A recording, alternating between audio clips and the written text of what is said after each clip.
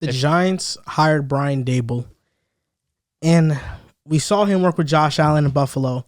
Josh Allen was a guy who was touted as very talented, but very raw. And if you look at all the analytics, I mean, I follow a lot of analytic football guys on Twitter. They basically say there was no stat that basically could predict Josh Allen was going to become good. Even though we know now he's arguably one of the best quarterbacks in the NFL. Can Brian Daboll have similar success with Daniel Jones? Can he revive Daniel Jones's career? Joel, you're not the highest in Daniel Jones. So is Daniel Jones revivable? I think so far the Giants have had the best offseason. I think bringing in the Bills assistant, Joe Shine, I believe that's how you pronounce it. Shane. And Brian Daboll. I've mentioned it multiple times last week, this week. I thought Daboll was the best coaching candidate on the market right now. It's not very often where you could hire a guy who has who has play calling experience, coached, in Buffalo as well with Belichick in New England. Like, he has the laundry list of stats too, top 3 scoring offense in the league the last 2 years. So I think so far the Giants, if you're a Giants fan, you should be thrilled right now. And the main reason more than anything why I was down on Daniel Jones, while I don't think he's the most talented, it was mostly because of the coaching staff and front office. I'm sure. I thought Joe Judge was a disaster. I talked about it mid-season. I thought he should get fired, and we already knew Gettleman was going to as well. I'm still not the highest on Daniel Jones, but there's no excuse now. This is his best chance to go out and have a successful season. But first, to talk about on Daboll's side, the number one thing and the most important thing is he's going to be able to build a relationship with Daniel Jones, which is, I don't know, past coaches, they brought in, first they had a OC, and then they brought in Joe Judge, who they thought was going to be the CEO type of the whole team. Neither of those worked out. I think Daboll, so far, is in their 3 coaches that Daniel Jones has had, is the most offensively friendly, competent guy that they're going to be able to have. So number one, he's going to be able to build a relationship, and already showed the entire league and the Giants he was able to turn Josh Allen from nothing into one of the best quarterbacks in the league. Number two, he's able to recognize and build upon Josh Allen's strengths, and I think he should be able to do that with Daniel Jones as well, who's a really good athlete. He does have some strengths. He has a nice arm. He's not incredibly accurate, but he's accurate enough, so I do think he'll be able to build on his strengths. And number 3, I already talked about it. The stats back it up. It's not something that we're just looking at, and the stats are there. One of the best passing offenses, one of the best scoring offenses. Josh Allen turned into a superstar quarterback. And when Daboll was asked about Daniel Jones, he said just about what I've been talking about. We're going to find out what he does well. We're going to try to implement a system that suits him, and then it's our job to bring in the pieces to help him be the best version of himself. Music to my ears. And he said Daniel Jones actually called him and introduced himself, and Daboll told him, tell me over the last 3 years what you've liked, what you liked at Duke, and we'll put that into the offense. And that's what you should be doing. Offense in the NFL isn't incredibly complicated. See what your guys are good at and do that. If they're not good at it, don't put it in the playbook, right? So the Giants' offensive line still needs some work. I do think they have their franchise left tackle in Andrew Thomas. The rest could use some pieces there. Saquon, not the highest on him, but at worst, he's an above average running back, right? It's not like he has some scrub back there. It's not like Devontae Booker is starting. No disrespect to you, Devontae Booker, if you're listening. You're not the best running back in the NFL. He has a competent running back. The pieces they have, we talk about having a starting 5, they kind of have that. Kenny G being the big body. You have Sterling Shepard, who is fast, but he's more of a yak guy. And Daniel Jones loves him. And you have Shepard, who ran in the 4.3s. And Kadarius Toney, too, is a great yak guy. Has to be able to stay healthy. Evan Ingram's a free agent, so we'll see what they do with tight end. But their biggest, or their number one priority, other than Daniel Jones, is you got to stay healthy this year. Same thing happened with the Jets, where you had all these weapons, all these pieces you brought in free agency in the draft, and everyone got injured. So I think this is the best chance. I think if you're a Giants fan, this is A++ start to the offseason. Getting rid of Judge, getting rid of Gettleman. You're bringing an offensive mind, which should have been number 1 on your list. And Daniel Jones, it's now or never. It's year 4 for him. He has the pieces around him. He has the coaching staff now. So now let's see if he can do it. The way I supported Tua Tagovailoa this season, I hope you guys are prepared to have a part 2 with me supporting Daniel Jones. It's just some odd quarterbacks to really get behind. It's just like quarterbacks that suck. And if Daniel Jones sucks this upcoming season, I'll be utterly shocked. And the only way it happens, in my opinion, I would be shocked. He's being put in an excellent position. And early in this season, I cannot emphasize it enough. We sat at this table together, and we mutually agreed that Daniel Jones had showed strides, great strides. That first month, Team started to fall apart, him included. That Dallas game was murderous for the Giants. You lose Galladay to a weird injury. You lose Saquon to a weird injury. You lose Daniel Jones to a concussion where he absolutely got his bell rung and he's stumbling over himself and has to be pulled from the game, out for the game. Now we're going to see Daniel Jones in a position that he has yet to be in, as you just alluded to with everything that you said. I'm just backpacking off what you've said, really. Pep Hamilton's coming in to be the OC, or at least the lead candidate, correct? Yeah, he lead candidate, yeah. Which is fantastic news to me because we're getting a guy, or we're the Giants. See, I'm already in. I'm already in. Bro, you're already a fan of the Cowboys. You're a fan of the Giants now, too. Listen, it is what it is. It's Ezekiel Elliott. That's my guy. Okay. You're bringing in Pep Hamilton, who has a history of developing young quarterbacks. And at this point in his career, this is Daniel Jones' last chance. Without a doubt, I agree. This is his last chance to prove it. Now we're going to see him in a situation where this offense is really oriented around him and his strengths. Name another quarterback in the NFL that has Josh Allen's skill set.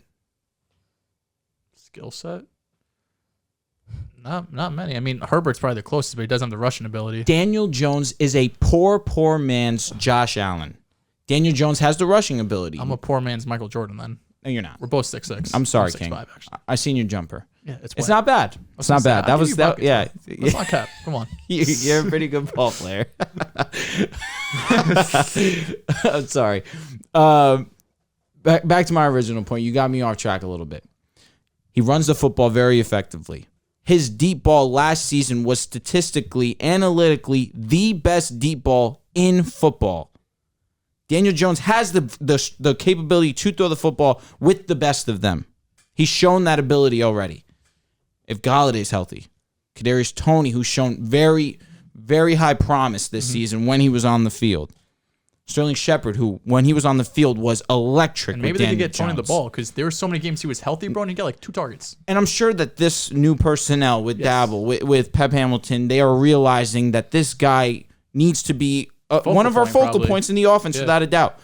It's about putting pieces on this offensive line to protect Daniel Jones. When Andrew Thomas is in the lineup, when he's out of the lineup, it's night and day. Now continue to build off that. You have 2 first-round picks. In my opinion, this is what you need to do. 2 top, yes, exactly. I apologize. That's what I meant. Address the O-line. Bring in someone offensive line, whether it's center, right tackle. Do something to address it. What are your thoughts? There's Giants fans out there that believe they should use trade both up first-round picks on O-linemen. I think that's a great idea. Why not? I understand the need of pass rush because that's what my thinking is. You go O-lineman, you go pass rush, you get best of both worlds. But if they want both O-linemen, I wouldn't bat an eye. I would say great job. You did a great job because you're trying to protect Daniel Jones. You're trying to get your offense to a different level than what it's been at.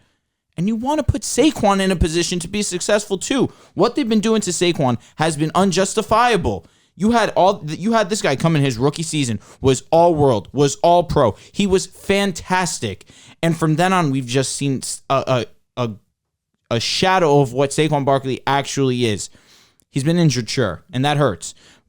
But at the same time, the Giants, when he's been on the field, have been incapable of putting a line in front of him that will actually block for him and get him some separation. He's being met at the line of scrimmage more often than not when he's running the ball. It's weird to me. I understand Saquon is this shifty type of guy and he's trying to make players miss, and to a degree that's kind of a reason to why he hasn't had that much success because he's a flashy type guy. He's trying to be Superman. And when Booker's on the field, he makes it a lot easier on himself, which is why Booker seems to have more success than Saquon because he does not have the skill set that Saquon has, and Saquon's trying to do too much. I think you put a line in front of Saquon, we see Saquon become the guy who we all expected Saquon to be. And what I want to see from Daniel Jones next season is a willingness to see Saquon out of the backfield. For sure. We saw it early on in the season where they started to actually incorporate Saquon into the pass game. Where his numbers were the best were in the pass game against the Saints. He had a blow-up touchdown. A game against Washington, he had some good yardage on through the air. Daniel Jones. Atlanta, absolutely. I do believe Daniel Jones is being put in the best situation possible. And I do believe he does have the talent to meet the expectation that I'm expecting him of this season. Which is what? I think he could be, without a doubt, he could be a top 15 quarterback this upcoming season. And he could border on that 11 to 13. You think he's better than Ryan Tannehill? I do think so. Okay. I feel like he has the arm. He definitely has the confidence within himself. It's just a matter of if this team can stay healthy. And the coaches around him are going to put him in a position to be successful. And this is what makes me even higher on Daniel Jones than I already was. What I like about Brian Daboll the most is how experienced he is at different position groups and developing them. He spent 11 years with the Patriots as a wide receiver coach, tight end coach, defensive assistant, and offensive coaching assistant. And along with his resume as an OC, it speaks for itself. The Bills have literally went from the 30th to the 23rd to the 2nd to the 3rd ranked offense. Daboll has experience at every single position group, and that's what's the best thing about Daboll, in my opinion. And he said something in the press conference that really I was moved by. You know, he said, a great coach once told me, players don't care about how much you know until they know how much you care. So Brian Daboll's a person who puts people first. And you talked about Daniel Jones. Brian Daboll's press conference, he had to drive through a snowstorm in New York to get there. I mean, we know. We live in the area, so we know how bad it is right now.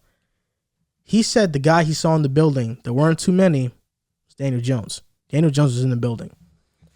He's keeping Patrick Graham as the defensive coordinator. I think that's a good move. Yep. He's been a pretty good DC for the Giants so far. I think the Giants have a good defense. I think they have good offensive weapons. I think Andrew Thomas and Shane LeMahieu were like the only two offensive linemen. I'm like, okay, I think they're good to start next season, but they have to revamp the entire offensive line outside of those two guys. This was a home run hire. I think Brian Daboll was the best guy for this job.